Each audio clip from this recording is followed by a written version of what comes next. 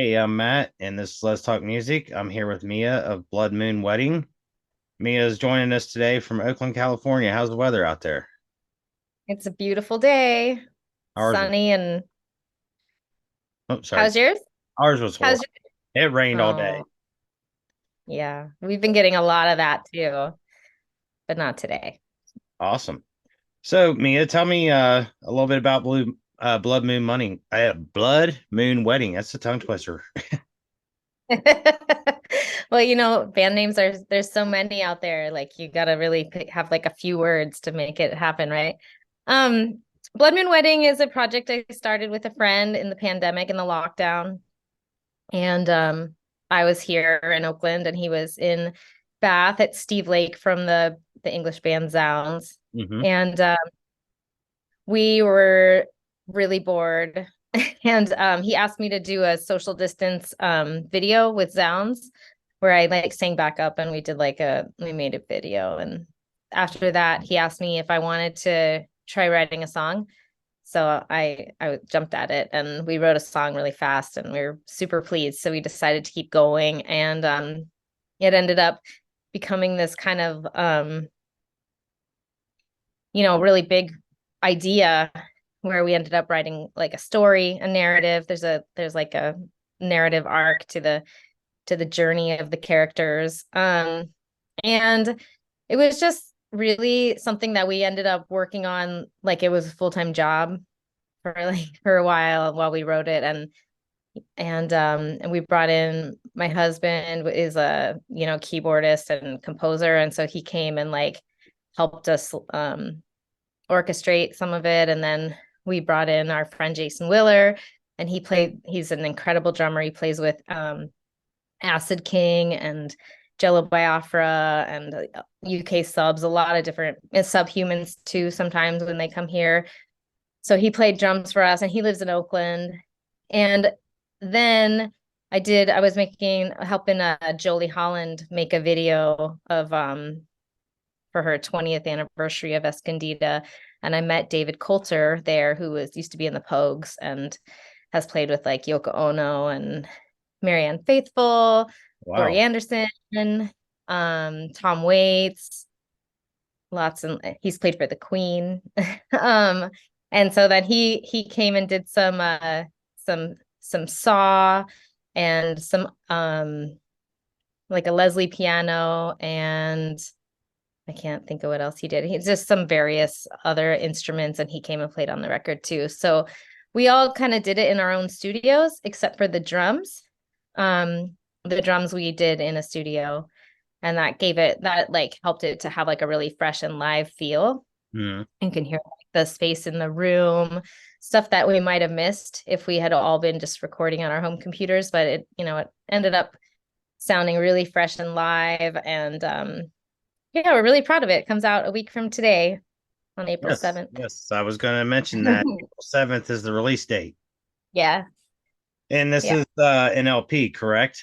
It is. It was slightly too long to fit on one LP, so our record label Mobilization let us press it onto two 45 RPM LPs. So it's a double LP Nice. and on blood red vinyl. It looks great. It came out great. It's a really beautiful package. Might have to get one of those because yeah, I love me some vinyl. And it's really cool because I mean if you think about the old vinyl, it was all black, you rarely seen anything that was colored. And I've got a Leonard Skinner one that's red and black. I've got a Def Leppard one that's multicolored. It's really cool. So definitely I digging the new era of vinyl. I remember my very first colored vinyl, and I was like, it was in like maybe, let's see what year, probably 91. I Mhm. went to see the Melvins play in Oakland at the Omni, and there was like 15 other punk bands playing. And I was 15, and the lead singer of Capital Punishment gave me a record, and he signed it with this big long note. And I remember opening it up and seeing translucent green vinyl for the very first time, which blew me away. Just wasn't like anything I'd ever seen before. It was like a crystal or something. Right. So the name Blood Moon Wedding, how did you guys come up with that? Um, I was thinking about this question. So, originally we were going by the name Mia Dean and Steve Lake because it was kind of a duo to begin. And then as it became like a narrative, Blood Moon Wedding was the name of became the name of the record. And I, there were a few eclipses that happened during that time. I don't know if that's what happened. I remember like going through like my writer's thesaurus and like jotting down a lot of words about eclipses and and I actually don't remember how the story became Blood Moon Wedding. And then we went and workshopped some of the songs last summer in England. Mm-hmm. And at that point, the name Blood Moon Wedding just caught on, and we ended up changing the band name to that, and changed our Spotify accounts, pulled down the old ones. And but it was a part of the story. I mean, that's the end. This couple, goes on this kind of murderous rampage through the American desert, and they end up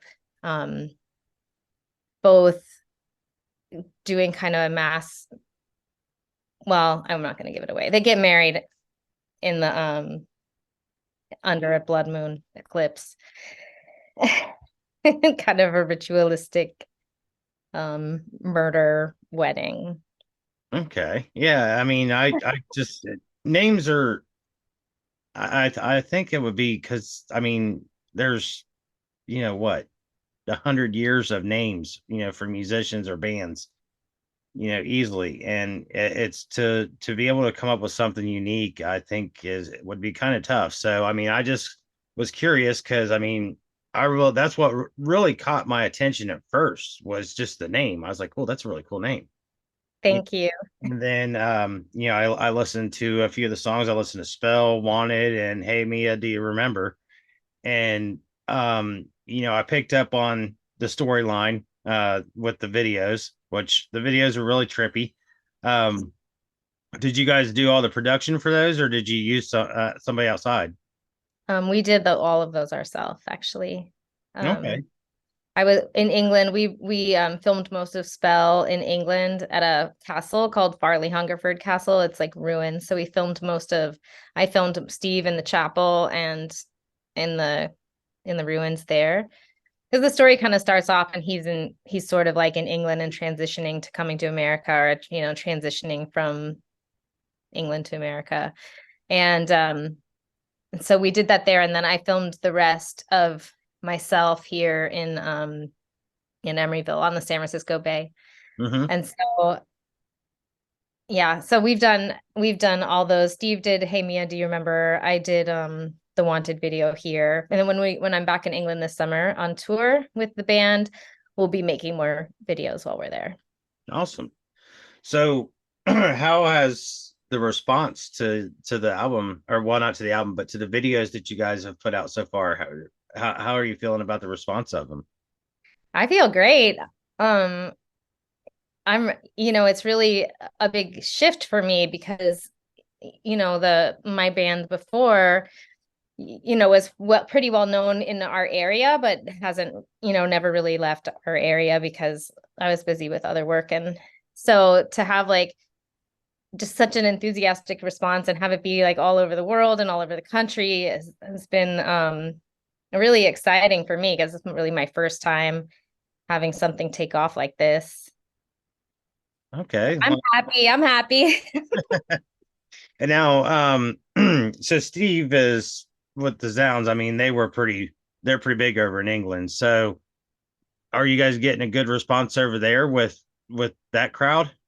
Yeah, actually, I think better than Steve thought it would be because sometimes he feels like when he puts other things out, nobody really cares, but that's not the case with this one. I feel like in some ways it's almost like an extension of that first record he made, The Curse of Zounds. Like, I don't know, I feel like there's elements of it that like you can see how he's grown from that album into this album and how they're very closely related too. Mm-hmm. And part of it is um we use our own names, with these characters. These characters have the same name, Steve and Mia, and he did that with the Curse of Zounds too. There's songs in there where he refers to himself as Steve or Steven. And so Zounds is still active. They're still playing. And, they're not only popular there, they're popular, in a certain scene all over the place, including America and South America and Europe. So, he didn't think that audience was necessarily gonna get into it, but so far it seems like they are. Well, that's good. Yeah. So the LP is going to be called An American Nightmare. What is It's actually called Blood Moon Wedding oh American Nightmare. but okay. I didn't but it is kind of, it's hard with the way things are named digitally. It you sometimes just see it as American Nightmare, but it is actually supposed to be both. In my eyes, it's both. Okay. Okay. Well, we'll go with what's in your eyes because you're the creator. So, now the music it's different. Um, and that's another thing that really caught my attention was it's not my normal, you know, poppy death metal or, even like new metal. It's something that I don't think I've really ever heard before. Like it's almost like a gothic alternative. um I don't know, it's hard for me to explain. So what do you guys, how do you classify your music? I mean, is it a I, certain I've been calling it art punk noir. That's obviously not a genre. And I agree with you. There's a lot of different elements from the various things that we're, inspired by, which even goes into like doom metal with like Mhm. slow guitar chords and so it, you know, you're right. I don't know how to classify it. I think that people who like various different kinds of music are going to like it. Hopefully they'll like it. But I think it's kind of like art punk because it's artistic and it's creative in a different way. It's not your standard goth music because it's not so electronic in that way. Mhm. But I don't know. It is kind of like we've also been calling it a gothic folk tale, Okay. but I don't know. It is what it is. It's its own thing. And that, I mean, that's kind of beautiful in its own way too. It is, and you never know. I mean, that might take off to where you guys start a new genre. Yeah, I'm down. I'm down. You know what? That's funny because I played with a band. I played with a band in England. We played with a band in England last summer and Mhm. they did take it on. They took art punk noir. They had just started and they opened for us and I saw them put that in their bio and I was like, it's happening. It's taking off. So what was it that got you into music, Mia? What was it that made you want to be a singer and an artist? That's like all I've ever really wanted to be. My dad was a cowboy singer. He went to the Hank Thomas School of Country Music in Claremore, Oklahoma. My grandmother was a pianist and a singer. She was incredibly talented. She never had lessons, but she would like sit down and play piano for us and sing us like different songs by Roberta Flack or Killing Me Softly was one that I always remember. That was my favorite. And also like show tunes and religious music, hymns um so I had her playing for me as a kid. I had my dad and um then we got MTV as soon as it was a thing Yes. with on our TV. And so I was like probably 5 or 6 when that started. And so I don't know. I just can't remember ever wanting to be anything else. So you're my age because I remember MTV premiering, yeah, 1982. Yeah. Oh God, I miss that. Me too. I miss it so much. I mean, huge, a lot of people complain about MTV, but I think it was hugely influential on me. It And then was. also just seeing the visual aspect of the music. I find that really drives me to this day, which is why I really want to make videos Yeah. and why I find that medium so interesting. Do you remember what the first video to premiere was? Video killed the radio star. There you go. Kind of ironic, but yeah, I mean, it was. I loved, and even when they started to do little things like, they had that show remote control, The things like that. state. As long as it had to do with music, I was cool. But when Yeah, we started bringing in the reality stuff, that's when I lost interest. And me too. I did like the state though, the comedy, the state. You remember that? It was like kind of like Kids in the Hall, but it oh was yeah, that was funny. I did, and that was kind of like the end of the love affair for me too.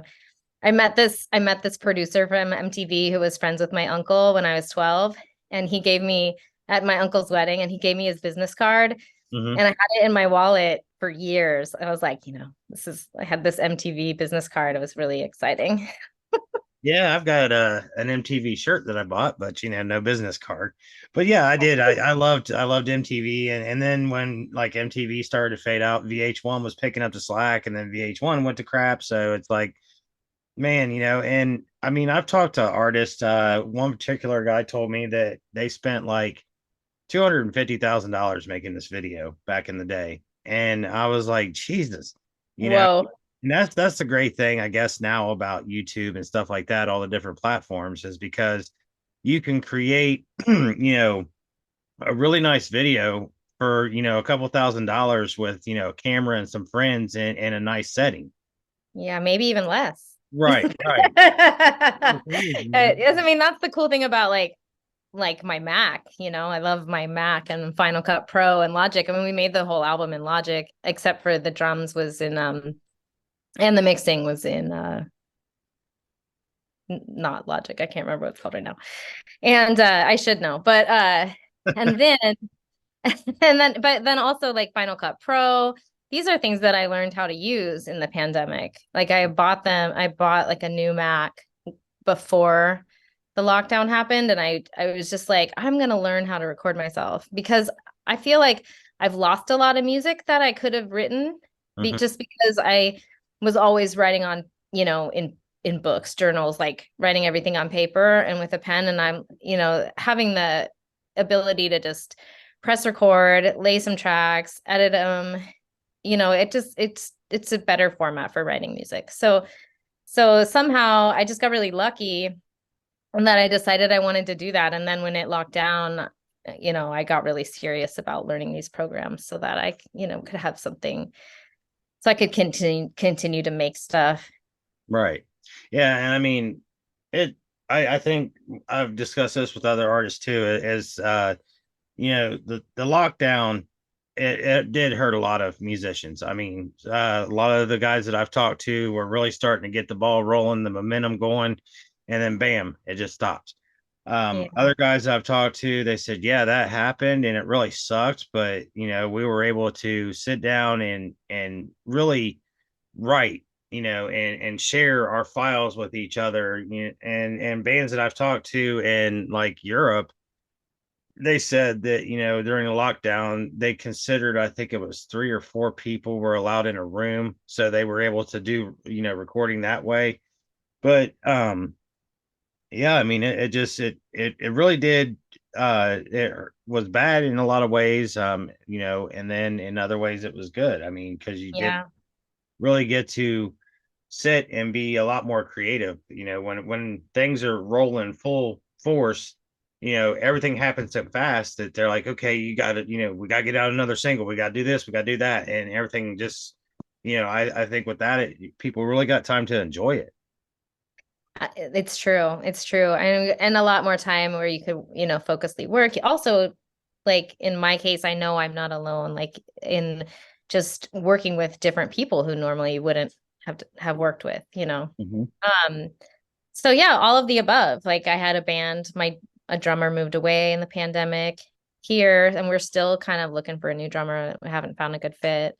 And, I've been running a venue in Oakland for like 18 to, well, I guess 20 years and with my husband, and that shut down in the pandemic. Oh, So there was like, and that was like the best punk and metal club in the area. And we're still doing outdoor festivals like every couple months now. Hmm. but not this, but also like the fact that I'm not in a venue every single day has, given me the space and time to really focus on music too. So there's like definitely good aspects and bad aspects, and it's just really a mixed bag.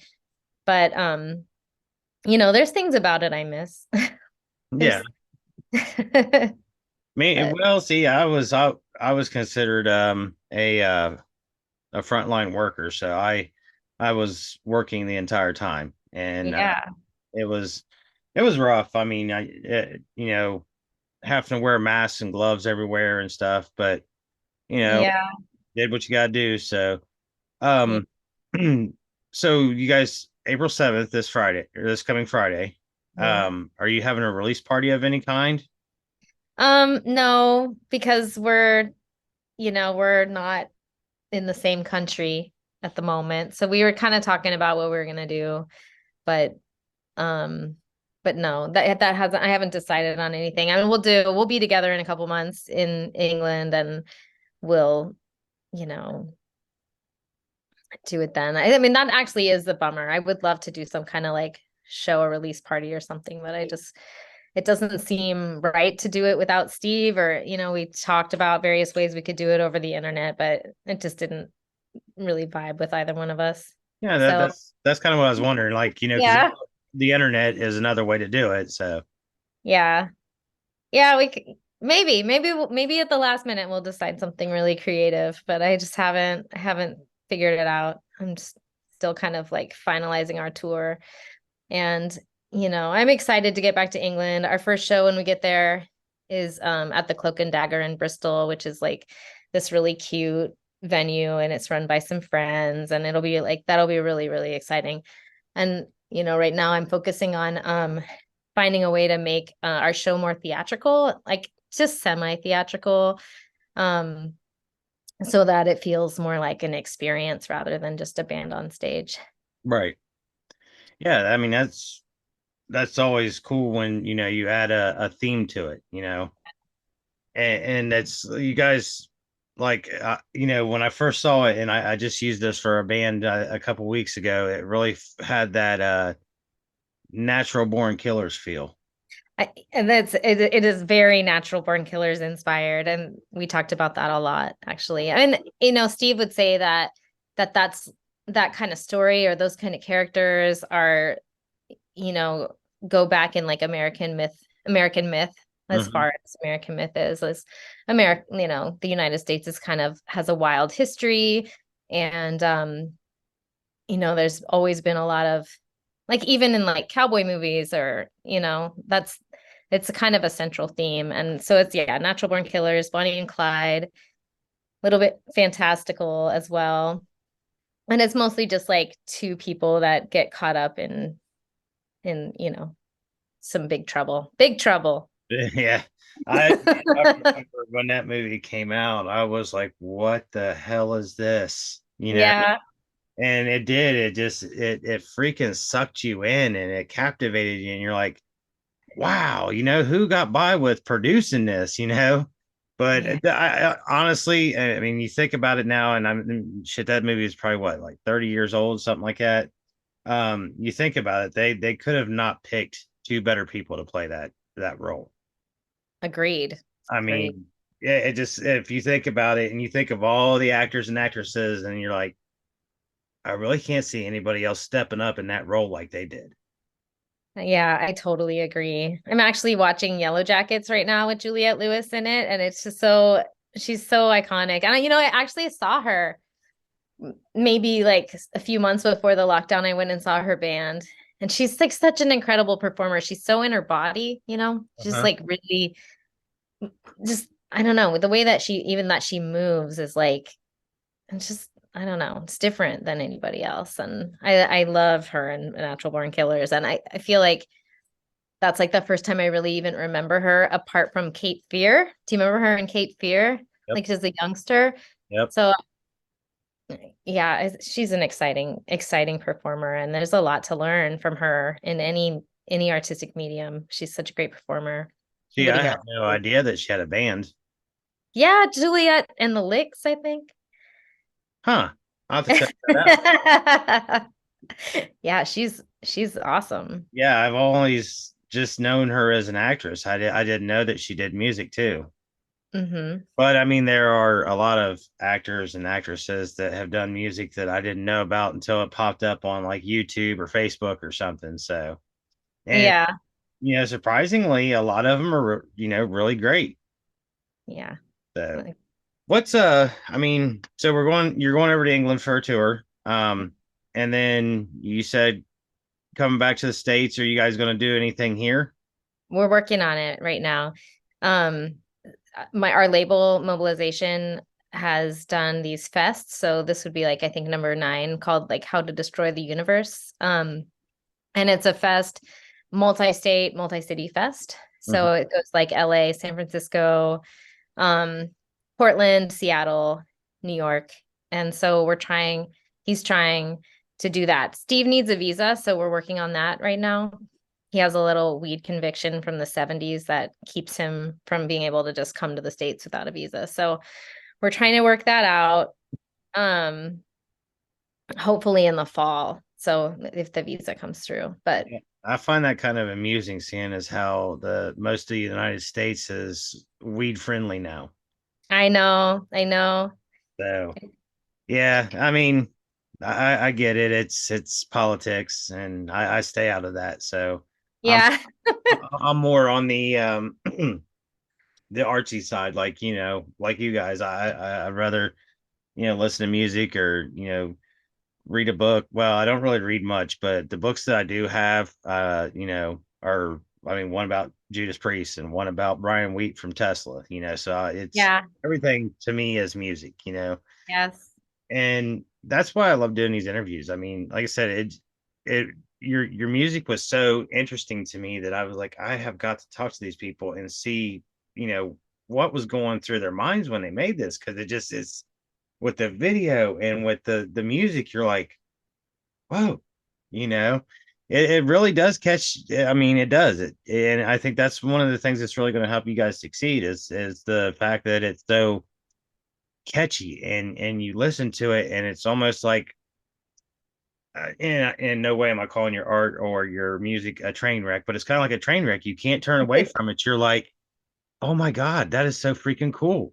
I love it. I love it. You That's know, great. and Yeah. I mean, we were scared. Both of us were really scared when we wrote this. We were afraid of what the world was looking like. At the time, we didn't know if it would get better or worse, if we'd be stuck in our houses forever, if everyone was going to die. We were scared of a lot of things. I was scared of, mass shootings too. And there's a lot of that. I mean, that is an aspect of this music. We were just afraid of a lot of things and like able to write about them and sing about them and like turn them into this like piece of art. It also was like extremely healing and yeah, like healing of like our nervous systems. It was like, I don't know, I changed a lot. I grew a lot um making this record. And I like healed a lot of just like internalized fear also. I'm really, really grateful for just the change, like, the differences it's actually made in my life to like be able to really just dive so deep into like our own depth of what we're afraid of and the fucked up things in the world. yeah. You know what? That's awesome. Thank you for sharing that with me. I mean, Yeah. I've always said that, music is therapeutic, and both for the artist and the listeners. And Mhm. I'm glad that it helped you, and I'm glad that it's gonna probably touch a lot of people. I I mean, hope so. I hope so. It was written with so much, just like all the genuine like love and care that I could possibly offer. And I mean that's the other cool thing about the story was that it also like even though it's dark and it has a lot of dark themes and it deals with like a scary narrative in the end, like mhm. love is what is like the moral of the story, like loving each other, loving the world, loving um ourselves, and so we kind of go through this arc, and in the end, somehow it ends up to be uplifting. Yeah. Uplifting to me, and I hope it's uplifting to others too, but it really does like end on a high note. And I never I remember I never really wrote about love as a positive thing before. That was new and scary for me. Also, I think that I had this like judgment on love songs, being Right. stupid. And I wanted to be cool. So, Right. um, but there was like, there's an aspect of love and romance in this story, and it needed to be addressed. It needed to be written about. And I remember, we'd written these songs about killing. There's like, you have not heard the whole record, right? No, I have not. No. Oh, well, I can't wait for you to hear the rest. There's a spoken word narrative that kind of has like different vocal effects by me. It goes through a murder that I commit. And but I remember the scariest thing that I had to write was like there was like room, we needed a love song, and I remember just sitting down and just shaking and not being like, I can't write this, I can't write this, this is too much. Like, and it ended up healing that part of me that was like scared to write about love Hmm. in its beautiful form. And so that, I don't know, that was cool. I think Steve and I both felt like we got to set ourselves free from a lot of things. Well, So that's awesome. And I mean, honestly, the way that you're explaining it, it feels almost like it should be like the band 6 a.m. They did, Nikki Sixx's The Heroin Diaries that play, almost like you could listen to the music while going through a book or something. And I mean, that's just the way that, you're explaining it. And it's like, I can visualize it in my head like, man, this would be a really cool book or even a movie. yeah, yeah. Actually, we do have movie plans. Steve wrote like a 30-page script that, we kind of been trying to make like a visual album, and it may or may not include some of the videos that we've already made, or maybe we'll move some of the footage around, but there is like a 30-page script that's supposed to go around the songs. Awesome. And someday we will make that happen. So we're working on it. All right. Well, Mia, we're just about out of time. I really appreciate you joining me this evening. It was very informative, educational. I mean, and I'm glad that things, the music has helped you, and like you said, set you and Steve free. Because I think that's one of the most powerful things about music is how it touches people. And you're part of that creative process. So I thank you. Thank you. Thanks for having me, Matt. It's so nice to meet you. You too. And you guys, safe travels in England. And I'll look forward to ordering the album. Oh, well, I can't wait. All right. I will send you special surprises. Cool. All All right. right. Thanks Thank for you. having me. All right. Good evening.